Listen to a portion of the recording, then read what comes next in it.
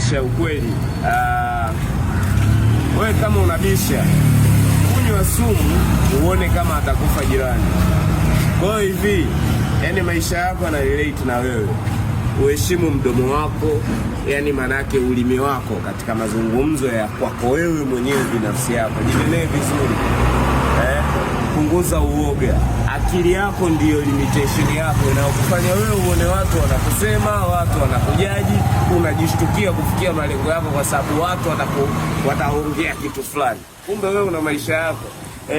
Ngoja nikwambie kitu. Hao watu unaowafikiria kwenye akili yako, wao wana maisha yao na wala hawakujali wala nini. Ila hiyo ni akili yako sasa. Ndio inakuwekea kwenye mfumo wa hiyo group ambao unakuwa nao.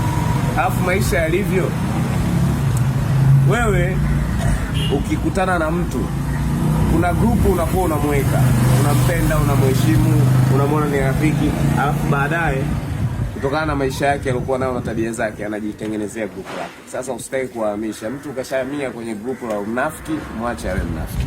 Usijifanye atabadilika, no. Bila kuchoka ndo maisha halisi.